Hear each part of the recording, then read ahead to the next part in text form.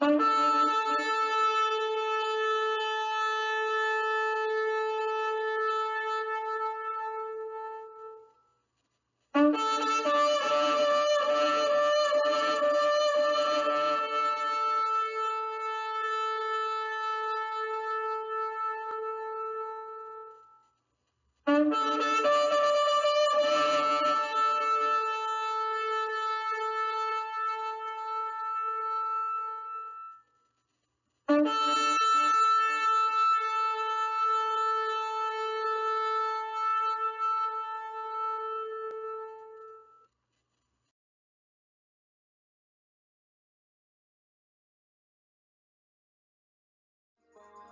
Messiah's coming soon. It's warring with the Persians, but the missiles come on. Everywhere I go, I see Hebrew. I see Hebrew. Cause we the Hebrew. I see Hebrew. I see Hebrew. Cause we the Hebrew. Ahaya, Bahashem Yeshaya. Ahaya, Bahashem Yeshaya. Ahaya, Bahashem Yeshaya. Oh, praise to the Most High. Oh, praise to the Most High power. I am that I am. The God that's with the Red Sea. Israel walked that dry land. Exodus 3:13. All the way to verse 15. The Most High's holy name. He shall not profane. The Israelites for Hebrew. I am turned into a higher. There's no J's in Hebrew. It's not Jesus, it's Yeshaya. The Bible is a record, but shows how we got to Haiti. The rest of the minorities, we the same family. I'm a son of Levi, and my Lord is from Judah. I was a young boy when I married a young queen from Judah. Deuteronomy 28:68. Slave ships and slave ships. Revelation 21. And the rest of the I see Israel. I see Hebrew. Cause we the Hebrew. Yeah, I see Hebrew. I see Hebrew. Cause we the Hebrew. Ahaya, Bahashem Yeshaya. Ahaya, Bahashem Yeshaya. Ahaya, Bahashem Yeshaya. Shalom, shalom. This is Brother Uriah from the Hebrew Israelite Home Bible Study Group here in Pensacola, Florida. Tonight's lesson is going to be the Hebrew Israelite Biblical Lunar Solar Calendar versus the Roman Catholic Gregorian calendar. This is a huge subject and impacts a great number of Hebrew Israelites. So I hope that you stay with us through this lesson and the series to follow.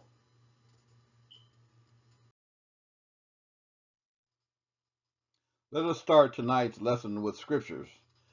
Tonight's scriptures is going to come from Hosea chapter 4 and 6 of the King James Bible.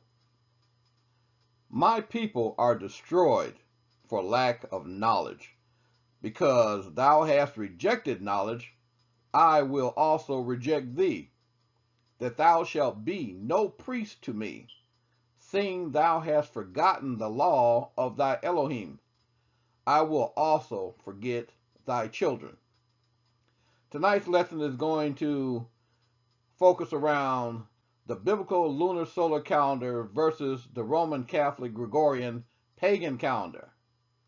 We're going to be looking at the pagan Julian Roman Catholic calendar and its planetary 7-day week. And we're going to prove once and for all that Saturday is not the Sabbath.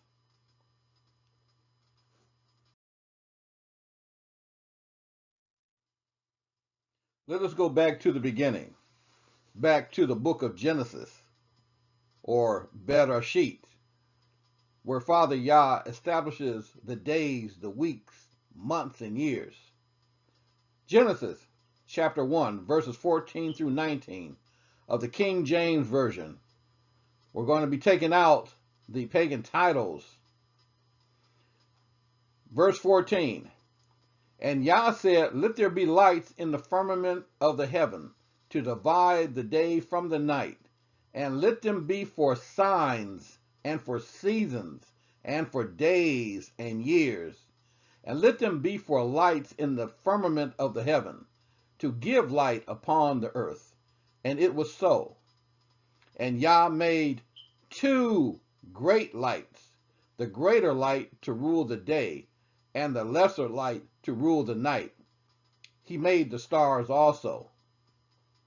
And Yah set them in the firmament of the heaven, to give light upon the earth, and to rule over the day and over the night, and to divide the light from the darkness.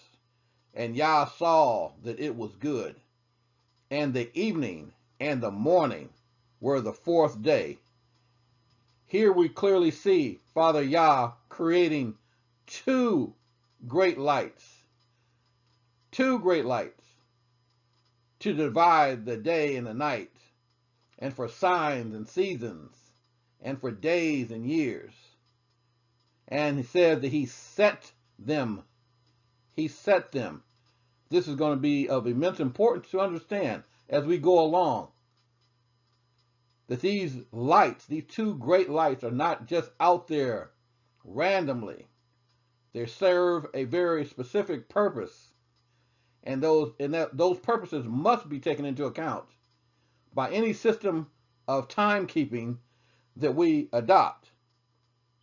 And any timekeeping that we adopt must be in conformity to these 2 great lights.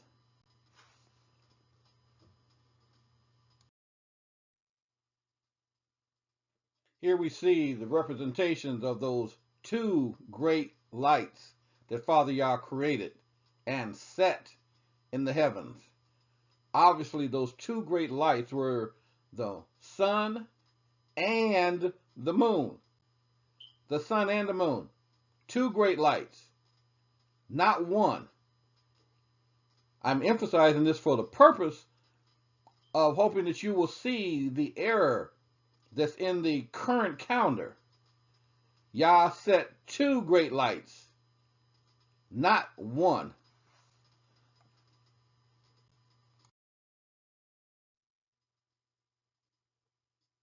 These 2 great lights, the sun and the moon, that Father Yah said that he set, were placed in a very specific pattern, a very specific relationship to one another.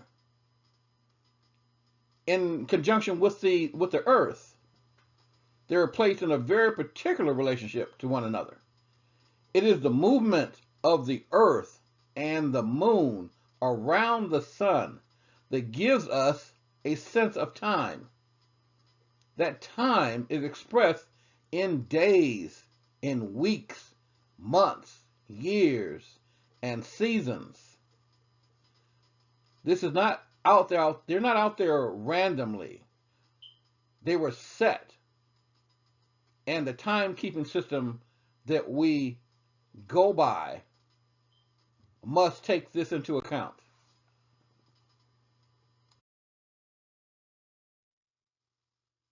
Here I'm showing an example of what is known as the flat earth. The flat earth. And I want to say that this is not a debate about the flat earth versus the spherical earth. This is not that kind of a study. I have no problem with the flat earth. I think that there's great evidence showing that there could very well be a flat earth. But that's not the subject of this discussion. So, but even in a flat earth model, we still see that we have the sun, we have the moon, we have the earth, and we have them orbiting around the earth in that relationship. So the flat earth model doesn't change a thing. Let's go on.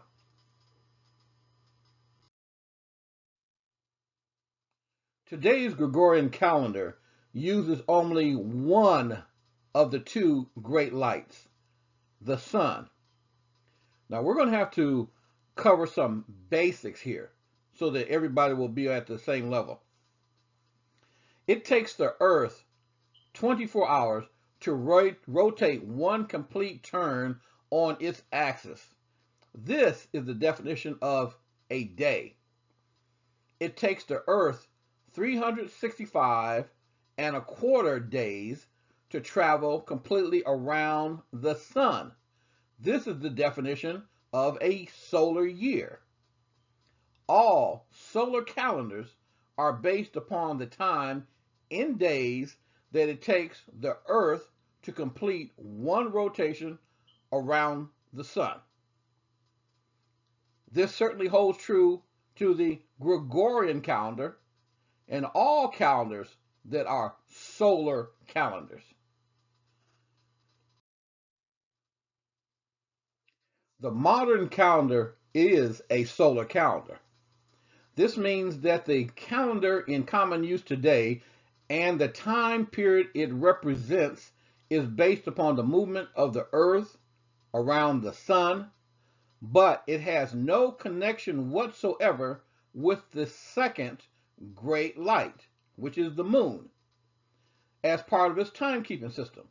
And therefore, it is not biblical. If Abba Yah said 2 great lights, he meant 2, not 1. Today's modern calendar is actually the Roman Catholic Gregorian calendar. This Roman Catholic Gregorian calendar was given to the European world by Pope Gregory XIII on October 15th, 1582, arriving on the shores of the so-called New World around 1620. When these 365 days are segmented into groups consisting of 7 days, weeks are created. No problem here. Yah's creation week consisted of 7 days. Notice that the fractional part of a day, the 1/4 or 0.25, is dropped temporarily, but it will be accounted for later in what is called intercalation, which is an adjustment made periodically to the calendar. The authorities of government, in this case the Pope of Rome, decided to keep the aspects of the older Roman Julian calendar by keeping the 12 periods of time called months. The number of days that were assigned to each month was determined by the Pope of Rome. The Pope, as the supreme authority of the former Roman Empire, which became known as Europe, also authorized the names of the months and the days of the week. The number of days assigned to the month has changed several times over the centuries. Now, it must be understood that the number of days that are assigned to each month are quite arbitrary. It's not connected to anything that Yah has made. This was accomplished by disconnecting the modern calendar all the way back to the Roman calendar from the moon. It does not take into account the moon. All solar calendars disconnect itself from the influence of the moon. But Yah said he made how many great lights?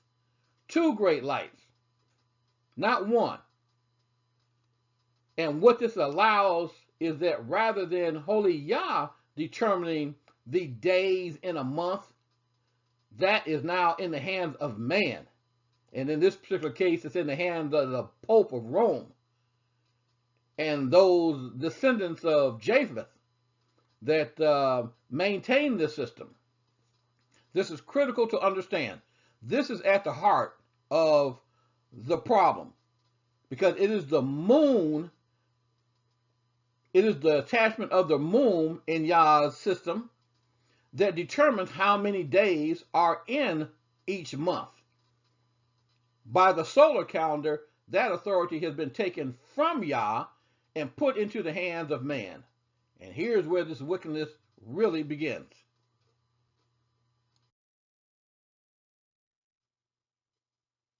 Now I want you to take a look at this picture of this man. This is a picture of the statue of the Roman Catholic Pope Gregory the 13th. He is the one who has authorized the changes to the older solar Julian calendar, which dates back before the time of Yahusha, aka Jesus,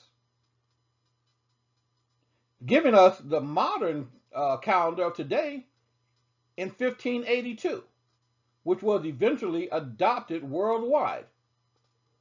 Now take a look at this crown on his man's head. Look at the crown. Notice that it has 3 tiers, 1, 2, 3, with a cross on the top. Now this crown is known as the tiara, and it is worn by the man whose title is Vicarius Filii, in Latin, Vicarius Filii, which means the substitute of Christ. The substitute of Christ. And for those of us who are aware of gematria, when you apply gematria to that title, Vicarius Filii, it equates to the number 666. Now stop and think. Holy Yah himself tells us, come, let us reason together. It's time to stop what you're doing and reason. Would Holy Yah tell his people to follow a calendar system to determine the holy feast days and the weekly Sabbath? Would he tell you to use this man's calendar system to determine these feast days? I don't think so. In fact, I know not. This is one reason why we're presenting this lesson, because unfortunately, maybe even most Hebrew Israelites out there are deceived with this idea that the Sabbath begins on Saturday. Some say it begins on Friday, but we're going to take care of this Friday nonsense also, along with this Saturday nonsense. Holy Yah would not tell his people to follow a man known as the substitute of Christ, the substitute of the Mashiach. He would not tell his people to follow the time system whose name equates to 666. This is nothing but pure deception. Pure deception. And we've got to wake up from this. We are about to approach the 400th year. Notice I said approach, as many who are following the current calendar think that we're in the 400th year. We haven't even got there yet. By the Hebrew calendar, the date that corresponds with the first day of the Hebrew calendar is going to be March 20th. You haven't even gotten there yet. But we have the Hebrew Israelite community speaking loud and clear about being in the 400th year of the curse, when in the reality of it, we haven't even entered the 400th year yet. But you don't understand. Why? Because you're following this Holy Father's Roman Catholic, and as we will see, very, very pagan calendar. Let us go on.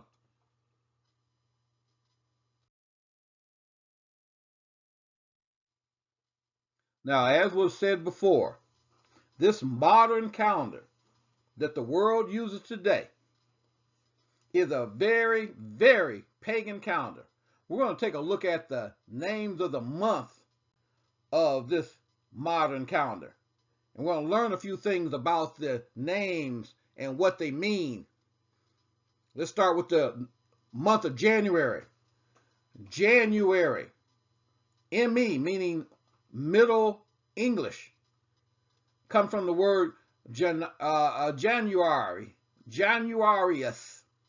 The Old English is Januarius, translated from the Latin Januarius, named after the pagan god Janus, which is known as the god of beginnings. This pagan god Janus, if you see a image of him, Google image of him, and you'll see that he has two faces. He has a face that faces frontward, and the back of his head, what would normally be the back of his head, is another face. It's from this pagan god Janus that we get the term being two-faced. We all know some people out here who we've identified as being two-faced, meaning that they aren't to be trusted. They're not to be trusted, right? Well, that's your January. That's where that word comes from. The pagan god Janus. February. Let's go to February. This is the name of a pagan feast day of purification called Februa. Februa. A pagan feast day. You can't find this feast day of Februa in the Torah, can you? Then we go to March. From the Latin Martius, meaning the god of war. The god of war. March. April. Aprilis Mensis. The name is derived from the Greek goddess of love, Aphrodite. The Greek goddess of love, Aphrodite. Is this or is this not paganism? Notice that it's Latin term Aprilis Mensis. Look at that word mensis. When you see this word mensis, the adults among us should recognize mensis as in menstrual period of the month, right? Of this female goddess of love. Pure paganism. May, the Latin Maius, or the Greek Maia, the goddess of spring. The goddess of spring. June, here we have the named after the goddess Juno, known as the queen of the gods. Does not our scripture describe a female goddess known as the queen of the heavens? Well, here you have this Juno, the queen of the gods. Then there's July, Julius. This is named after that pagan heathen of the Romans called Julius Caesar. Julius Caesar. Here, not only do we have the pagan gods and goddesses, we've got these wicked, no good human beings, these heathen Gentiles, named amongst this modern calendar that everybody is going by. Now notice what it says, that the original name was quintilis. Quintilis. If a woman has quintuplets, doesn't that mean that she had 5 babies? Well, this quintilis means the 5th month. It's associated with the 5th month. Now this is telling you something very, very important here. If it was identified as the 5th month by an older system, then why is July in the 7th position today? Somebody's been moving months around, right? This name July used to be quintilis, meaning it was the 5th month. Now it's July, the 7th month. And we're going to see this go on all the way through December. Look at the word August. The word August, named after that other pagan heathen, Caesar Augustus, back in 8 BC. The original name was Sectilis. Sectilis refers to the 6th, the number 6. It's the 6th, by its name, it's the 6th month, but it's in the 8th position. Again, showing you months being shifted around, moved around by these pagan heathens. September. Septem means 7, the 7th month. But September is not the 7th month, is it? Is it? No, it's the 9th month. It's in the 9th month position. Then you have October, octo, like in music, or for us DPers or IT people, we think of octals, right? Meaning 8, octo. But where is it? It's in the 10th position. Then you have November, novem, which means the 9th, but November is in the 11th month position. And then you have December, decem, meaning 10, like in a decimal or a what's the other word that they use for the meaning 10? You have a decimal point, right, and a dime, which is a tenth. All right. So here you have this month, which is equated by its name to the number 10, but it's in the 12th month position. All kinds of things been going on without your knowledge with this pagan calendar that you're going to use to determine the feast days. Really? It's time to wake up, brothers and sisters. It is time to wake up. And we're looking at the level of the month, and we're going to go dig down into the days that make up the weeks. And as we go down this filthy pagan heathen rabbit hole, let's go on.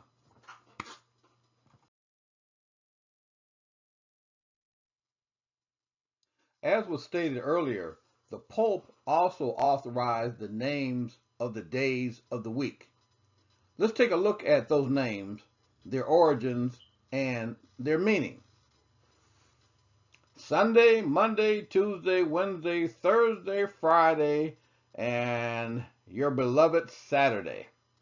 Start with Sunday. ME, Middle English. Sunnendag, excuse me. And in the Old English, it's Sunnendag. Sunnendag. Translation of Latin dies solis, day of the sun. Day of the sun.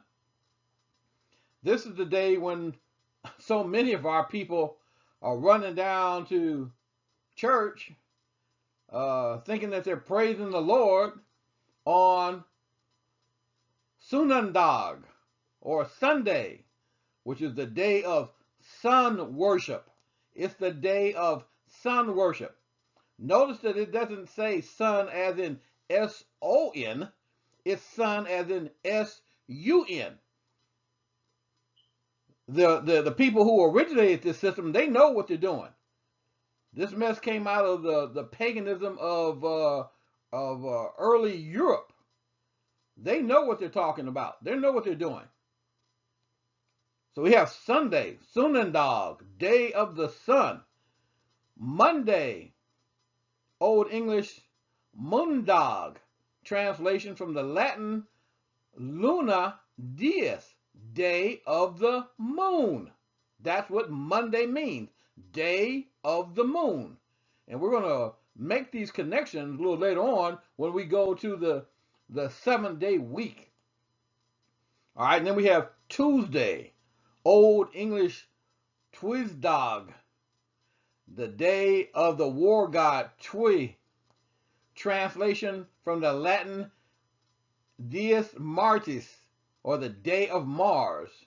We recognize this Martis when we have this pagan festival down here in the South called what? Mardi Gras. Mardi Gras, right? Okay, going to Wednesday. Here, Wednesday, Thursday, and Friday are very interesting. Here we have Wednesday. The Old English was from Woodensdag. Woodensdag. Mutated versions of Woodensdag or Woodensday compared with Dutch Woensdag. Now, somebody tell me, what does the 7 days of Holy Yah's creation have to do with the Dutch?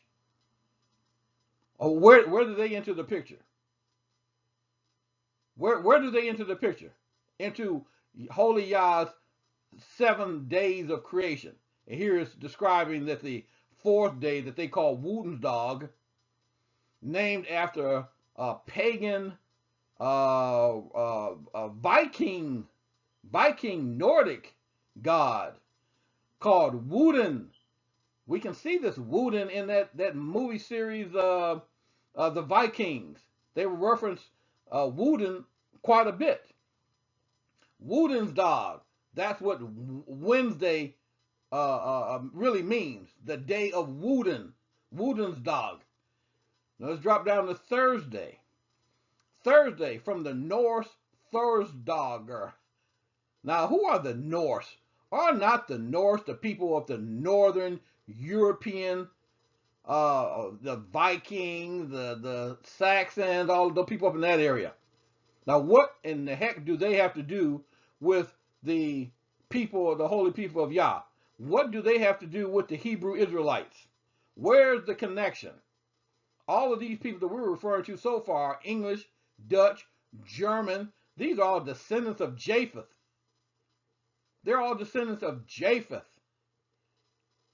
Thor's dog, Thor's day, Germanic translation of Latin Dies Jovis. Jovis is the character this we'll see a little later on identified as Jupiter. And then we have Friday, Frigadag. Frigadag. We hear Frigadag mentioned in that same Viking movies. Go back and review some of that myth. Some of that, all that pagan heathenism that was going on in the Viking, with the Vikings. Fria's Day. That's Friday. And here we become, and then we come to our beloved Saturday, who some of you have been so duped into believing is the Sabbath. And we're going to show you without a doubt that it couldn't have possibly have been the Sabbath. So we have Saturday, Saturn's dog, partial translation from the Latin Saturnis dies, Saturn's day. Oh, okay. So Holy Yah has his beloved, set aside holy people establishing their feast days, including the 7-day Sabbath, by a Roman pagan calendar whose day Saturday comes from the pagan god Saturnus. Really? Really, people? You know, it's a wonder why Yah would even let us out of a 400-year curse, believing this crap. We've got to let this mess go. You've got to let it go. Let's move on.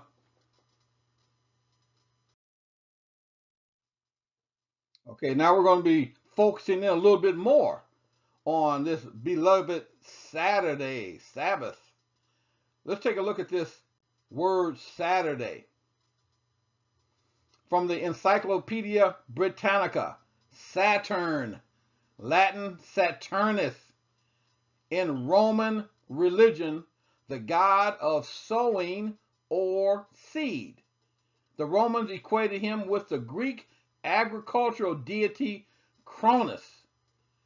So here we have this Roman god known as Saturnus, who is often depicted holding a scythe in his hand, which is a long staff with a long curved blade that's used for harvesting. That's the goddess Saturnus.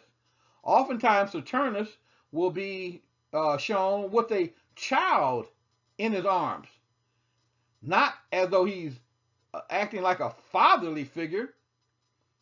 Oftentimes you'll see this Saturnus eating this child.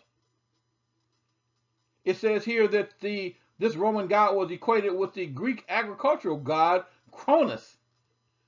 Cronus is also known as the god of time. You'll also see him holding a baby in his arm, and he'll often be eating that child. And this is the day that you think that Holy Yah has established as his 7th-day Sabbath. Really? No, this is Roman paganism. This is Greek paganism. That's these same people that we find in the books of the Apocrypha, that they took out, between, Malachi and Matthew. Those books that they took out between them, that period of the Greek reign over the people of the Hebrew Israelites. There's your Greek agricultural deity, Cronus. Let's move on.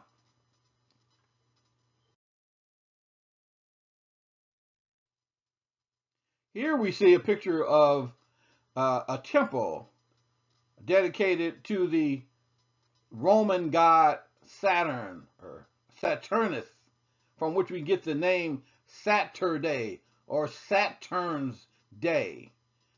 Here we see the temple as it stands to this day in Rome.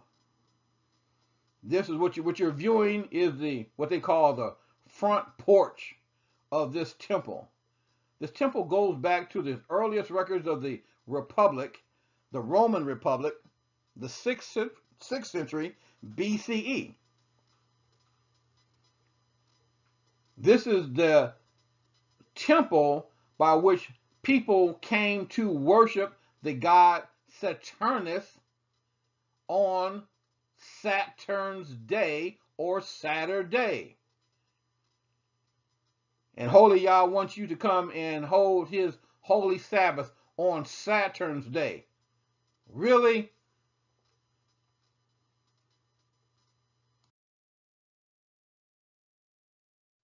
Now, we've already looked at the names of the months of the year, and they were all paganism.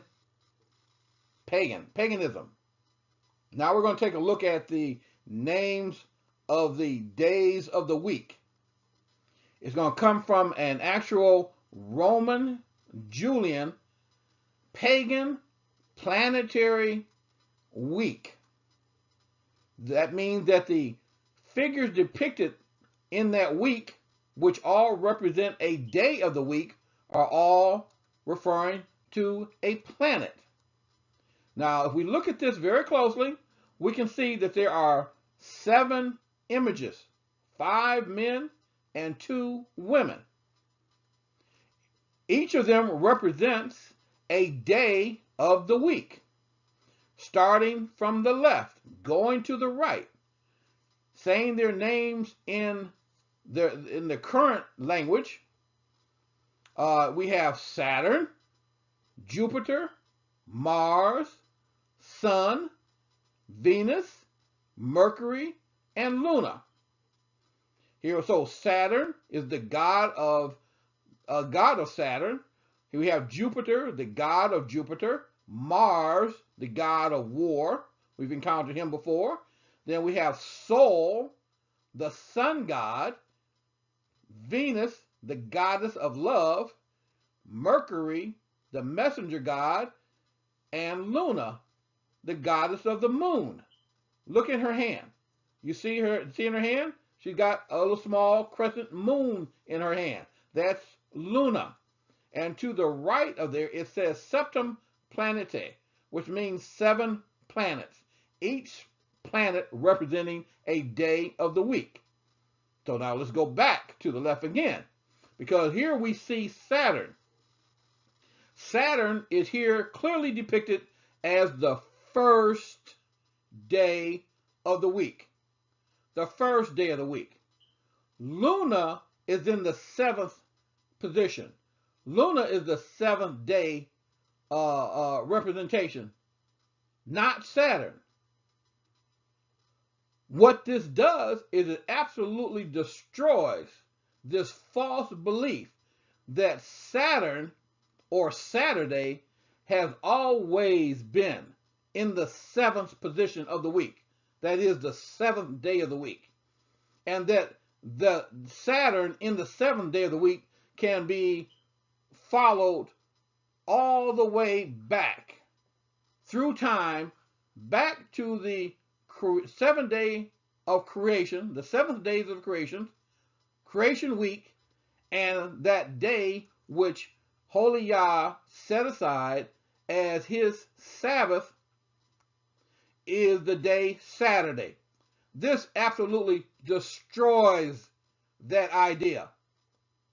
Here we have Saturn or Saturday as the first day of the week, where currently Saturn is the seventh day of the week. Now notice Sol, the sun god. He's holding the sun in his hand. Sol, the sun god. Sol was at one point the fourth day of the week. Today he's the first day of the week. This was done back at the time of Constantine.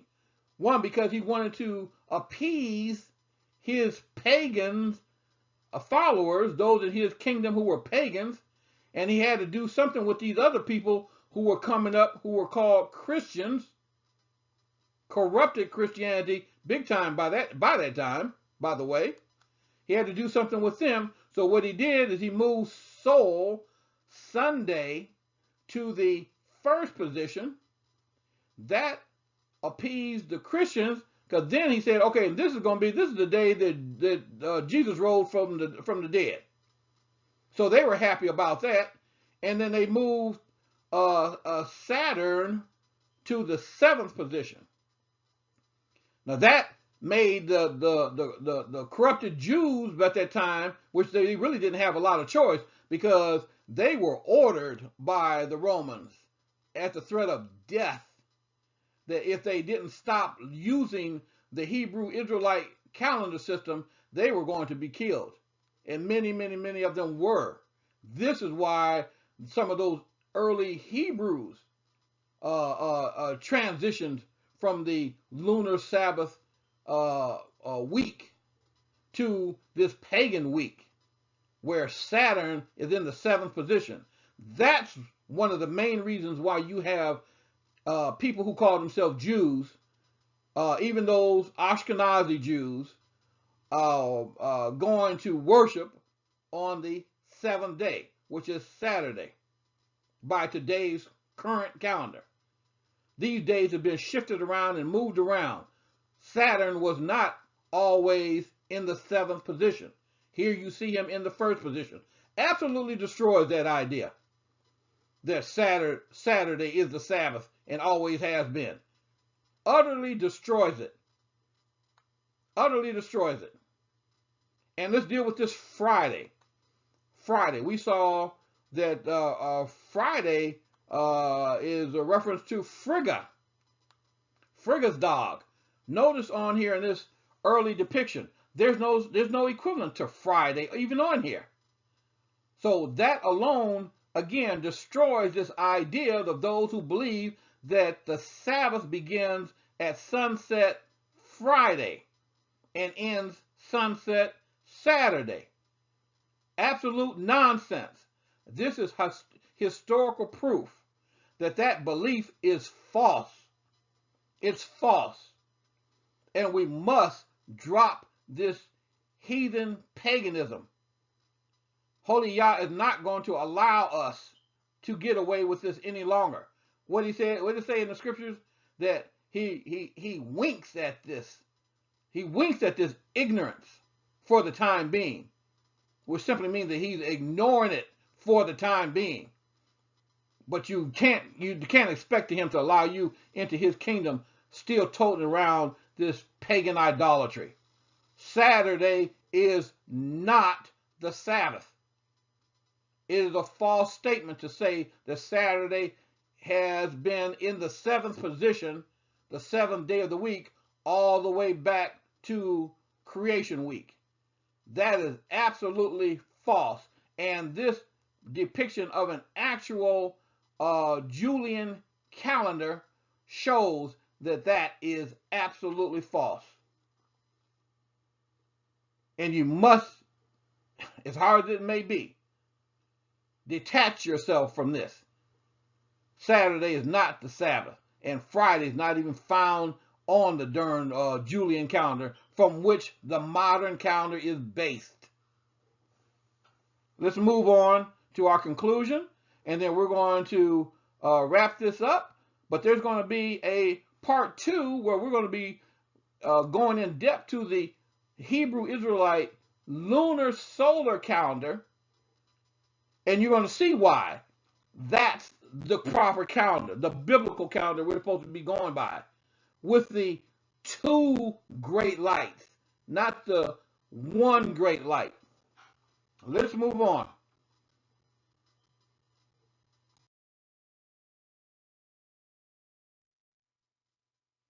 So, in conclusion, the Gregorian calendar of today is clearly a pagan calendar centered upon sun worship.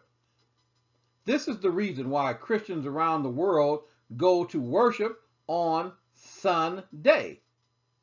The vast majority of them don't have a clue about the connection of sun worship with Sunday worship.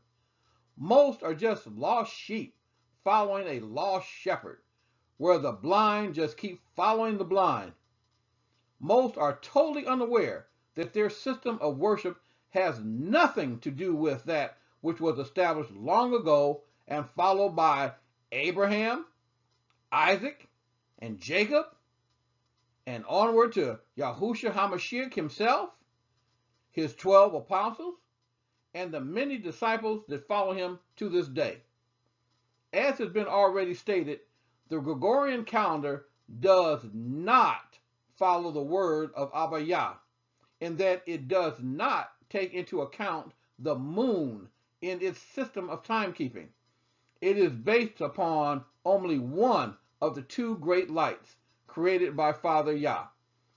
Abba Yah said he created 2 great lights, one to rule the day and the other to rule the night, for seasons, signs, days, and years. Scripture clearly says that Father Yah set them. He set them both, sun and the moon, not it, the sun only. Clearly, the Gregorian solar system of timekeeping is different from that of Abba Yah. The Roman Catholic Gregorian calendar is a pagan calendar filled with names of pagan gods and goddesses and dead men and women that thought they were gods, but are now just dried up bones of heathen men and women.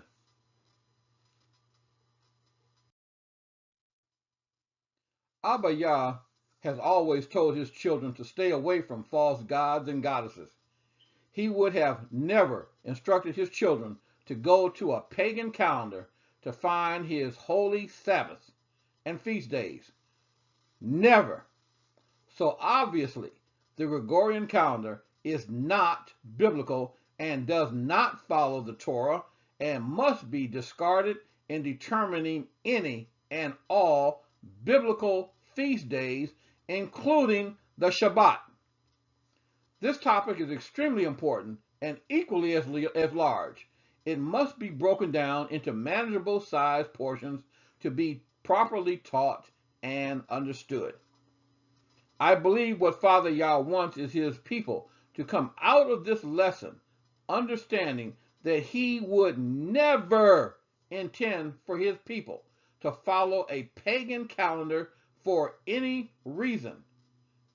The calendar in your cell phone and on your walls are pagan and idolatrous and must be seen as such. We have been warned in scriptures about this happening, and it has happened and is ongoing.